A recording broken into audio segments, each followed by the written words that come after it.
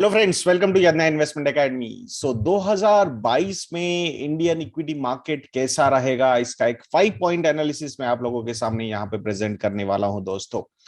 So whether we should be cautious और we should be very much optimistic, ये भी आप इस एनालिसिस से एक्सपेक्ट कर सकते हो। तो 5 पॉइंट एनालिसिस में पहले बात करेंगे 2021 का जो परफॉर्मेंस रहा इमर्जिंग मार्केट्स का, स्पेसिफिकली इन एशिया, वो कैसा रहा। दूसरा पॉइंट, की ड्राइवर्स ऑफ इंडिया 2021 रैली, 2021 में जो रैली हुई इंडिया में, उसके पीछे के की ड्राइवर्स क्या है। तीसरे पॉइंट में बात करेंगे सेक्टर्स जो अब बहुत बढ़िया रहे और जो लैगार्ड्स रहे इन 2021 में। और चौथा पॉइंट रहेगा major concerns for 2022 and last, new IPOs high momentum to continue in 2022, ये भी हम यहाँ पे डिस्कशन करने वाले हैं। तो पहला जो पॉइंट था कि 2021 में इमर्जिंग मार्केट्स का एशिया में स्पेसिफिकली परफॉर्मेंस कैसा रहा। तो यहाँ पे सबसे बेस्ट मार्केट रहा इंडिया का मार्केट, 25% के रिटर्न्स यहाँ पे इंडिया के मार्केट्स ने, यानी कि बेंचमार्क इंडाइसेस जो बड़े इंडाइसेस है उन्होंने दिए। दूसरे नंबर पे ताइवान रहा विद 19% रिटर्न्स। डेवलप्ड मार्केट जो था वो 14% के साथ थर्ड पोजीशन पे था। सिंगापुर 5% के साथ फोर्थ पोजीशन पे। बाकी अगर बाकी के मार्केट्स हम देखेंगे, इंडोनेशिया निगेटिव था, अदर इमर्जिंग मार्केट्स निगेटिव थे, एशिया एक्स जापान निगेटिव था, Philippines, Hong Kong, Thailand, Korea, Malaysia and even China also -20% returns दिए चाइना ने, मलेशिया ने -13%, कोरिया ने -10%। तो इट मींस कि ओवरऑल जो परफॉर्मेंस रहा इन इमर्जिंग मार्केट्स का वो बहुत खराब रहा कंपेयर टू इंडिया। तो ये एक चीज हमने देखनी चाहिए। अब की ड्राइवर्स क्या थे 2021 में, ये जो फेनोमिनल रैली हमने यहाँ पे देखी है, इसके पीछे के की ड्राइवर्स क्या क्या थे। तो supportive monetary policy by central banks globally, यहां से पैसा प्रिंट हुआ, बहुत सारा क्वांटिटेटिव ईजिंग हुआ और वो पैसा, वो हाई लिक्विडिटी इमर्जिंग मार्केट्स में फ्लो हुई, जिसका इंडिया को बहुत बड़ा बेनिफिट हुआ। टोटल इनफ्लोज की अगर हम बात करेंगे फाइनेंशियल ईयर 2021 में $37 बिलियन के इनफ्लोज यहां पे इंडियन मार्केट्स में आए थे। That was the main reason why markets have performed really well. There is a selective outflow also. Selective outflow मतलब कुछ सेक्टर्स में से पैसा गया, specifically banking and financial services, और नेट उसके बाद अप्रैल के बाद $600 मिलियन, $600 मिलियन का आउटफ्लो हमने यहाँ पे एफआईआईज की तरफ से देखा है। बट लेट्स सी, 1 तारीख से थोड़ा सा सिनारियो चेंज हुआ है, 1 जैन से, मतलब ये फेस्टिव सीजन, वहां का फेस्टिव सीजन ओवर होने के बाद थोड़ा सा फ्लो वापस शायद शुरू हो सकता है। Let's see, time will tell. बाद में मैक्रो इकोनॉमिक रिकवरी की अगर हम बात करते हैं, post pandemic it was better than expected, that was a positive sign. जो हाई इन्फ्लेशन के एक्सपेक्टेशंस थे वैसा नहीं हुआ, so that's a positive sign. Supply side से प्रॉब्लम हुआ था इन्फ्लेशन में, तो होपफुली मतलब कंज्यूमर प्राइस इंडेक्स सीपीआई की अगर हम बात करते हैं, सो that is much under control, less than 6%। Wholesale price index is more than 10-11%, but I think that was more because of the raw material जो है वहां का, एंड प्लस सप्लाई साइड के प्रॉब्लम्स, वहां से प्रॉब्लम हुआ है। तो hopefully that will also subside in coming months. और एक ड्राइवर था, वो था स्ट्रॉन्ग वैक्सीनेशन ड्राइव। तो ये जो जिस तरीके से वैक्सीनेशन हुआ इंडिया में, more than now 150 crore vaccination हुए हैं, फर्स्ट एंड सेकंड डोसेस मिला के। सो आई थिंक इसकी वजह से एक बहुत ही बड़े ऑप्टिमिज्म मार्केट में आता हुआ हमने देखा था। अब थर्ड पॉइंट जो हम यहाँ पे डिस्कस करने वाले हैं वो है सेक्टर्स जो बहुत बढ़िया परफॉर्म किया और जो खराब परफॉर्मेंस भी जिनका रहा। तो यूटिलिटीज हो, इंडस्ट्रीज हो, मटेरियल्स हो, यानी कि मेटल्स, रियल्टी हो, टेलीकॉम हो, आईटी सेक्टर हो, कंज्यूमर ड्यूरेबल्स हो या एनर्जी हो, ये सेक्टर्स ने, आपको यहाँ पे परफॉर्मेंस नजर आ रहा होगा स्क्रीन पे, आउट परफॉर्म किया है निफ्टी 50 को, which has given 23-25% returns. Under performer sectors रहे finance, auto, health care and FMCG, इनका अंडर परफॉर्मेंस रहा।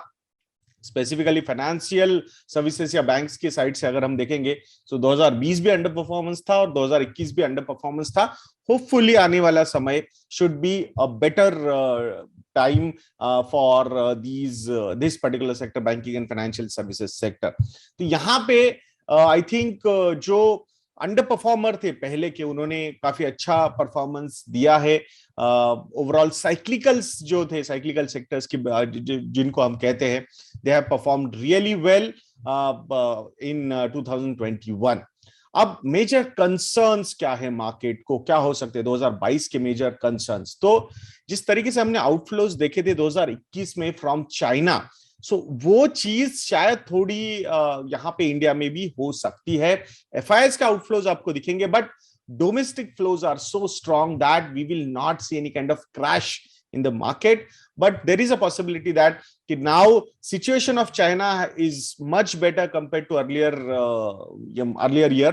So उस वजह से शायद एफआईआईएस के जो फ्लोज है 2022 में वो चाइना की तरफ जा सकते हैं, जो हमने बहुत ज्यादा इंडिया की तरफ देखे थे, almost $37 billion in FY21। Then दूसरा कंसर्न है यूएस टेपरिंग। सो यूएस का जो टेपरिंग का पेस है वो बहुत ज्यादा हो सकता है। आज भी मिनट्स ऑफ द मीटिंग्स जो आए फेड के 14-15 दिसंबर को जो मीटिंग हुई थी उनकी, तो वहां से भी वही इंडिकेशंस आ रहे कि एक तो इंटरेस्ट रेट राइज करेंगे, क्वांटिटेटिव ईजिंग वो टेपरिंग होगा, and plus I think balance sheet reduction की भी बातें वहां पे हो रही है, यानी they will sell their security, जो mortgage securities में उन्होंने investments किए थे, so they will sell it in market, so through that they will decrease down their balance sheet, यानी they are again creating that ammunition ready कि अगर आगे जाके कुछ problems होता है तो they should be having that ammunition ready with them for easy liquidity in future. So I think 3-4 rate hikes भी हम एक्सपेक्ट कर सकते हैं आने वाले समय में। So that is a possibility.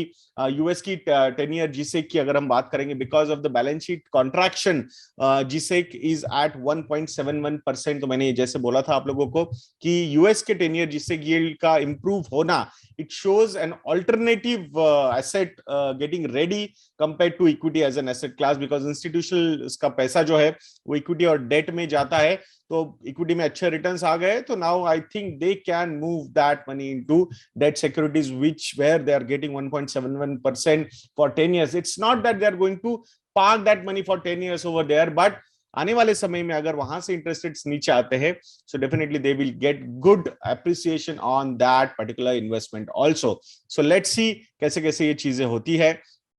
So I think last time जब 2008-9 में जो प्रॉब्लम्स हुए थे, तो उसके बाद 2-3 साल बाद क्यों टेपरिंग की बातें हुई थी, बट इस बार 1-1.5 साल में ही वो बातें शुरू हो चुकी है।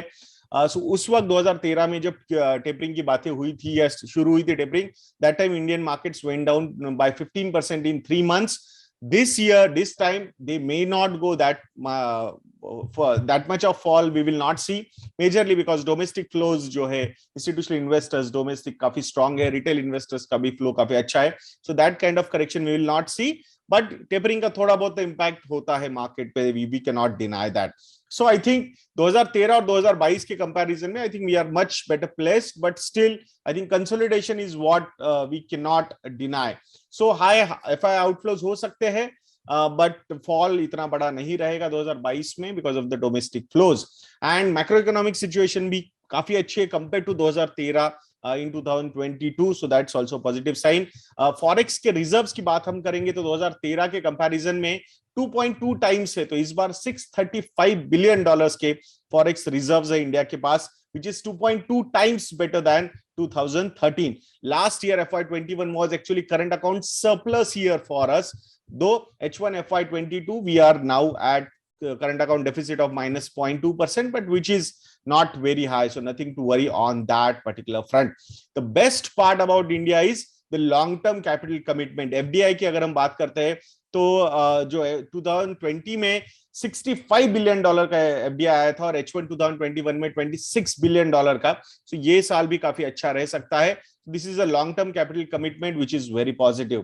There is one more concern in 2022, that could be rising crude oil prices. Global tensions जो चल रहे हैं, geopolitical tensions, उसका एक impact हो सकता है शायद, और वो इंडिया को निगेटिव हो सकता है because 28% of the total import bill जो है अपना इंडिया का वो ऑयल इंपोर्ट का है, so definitely that can play a negative part अगर क्रूड ऑयल प्राइसेस बढ़ते हैं तो. And expensive valuations, definitely we cannot deny that India is trading at really premium valuations.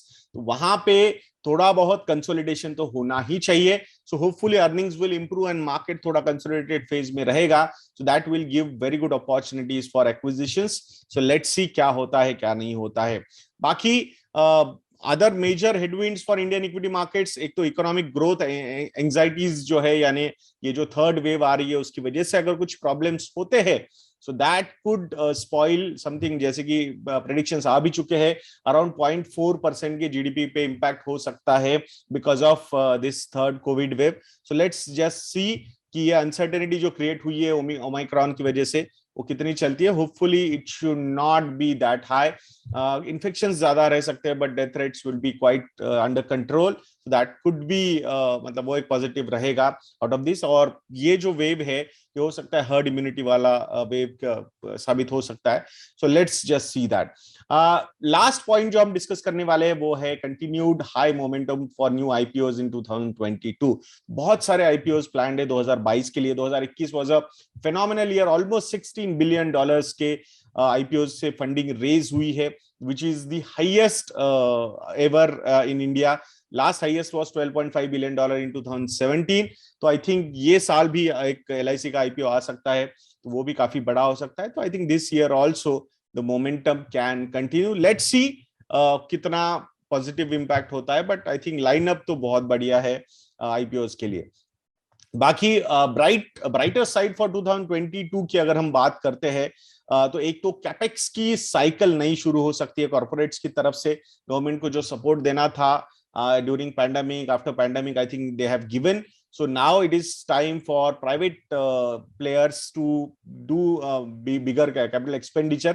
So let's see strong momentum of investment in new age companies, new age technology companies हम जो इसे देख रहे हैं, जबरदस्त amount of capital, that to long term capital is coming, that's a positive sign.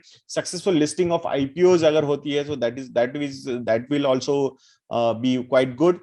And expectations जो है earnings growth के in FY22 and FY23 are quite strong. So expectations अच्छे हैं, ग्रोथ आउटलुक भी अच्छा है। सो लेट्स सी अगर वो होता है तो that will also be a very positive side. तो ये ओवरऑल एक 5 पॉइंट एनालिसिस मैंने आप लोगों के सामने प्रेजेंट किया फॉर 2022। लेट्स सी क्या क्या होता है। I think from a longer term investment point of view अपना फोकस रखना है अपने फाइनेंशियल प्लानिंग पे, लॉन्ग टर्म फाइनेंशियल गोल्स पे, अपने जो इन्वेस्टमेंट से गोल्स को अटैच करना मत भूलिएगा दोस्तों।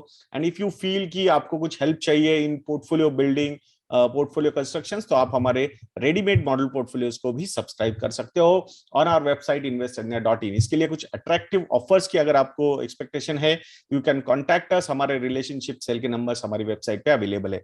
तो ऐसे वीडियोस के लिए चैनल पे बने रहिए और वीडियो को लाइक करना, शेयर करना और चैनल को सब्सक्राइब करना मत भूलना दोस्तों। नेक्स्ट वीडियो में मिलते हैं। जय हिंद।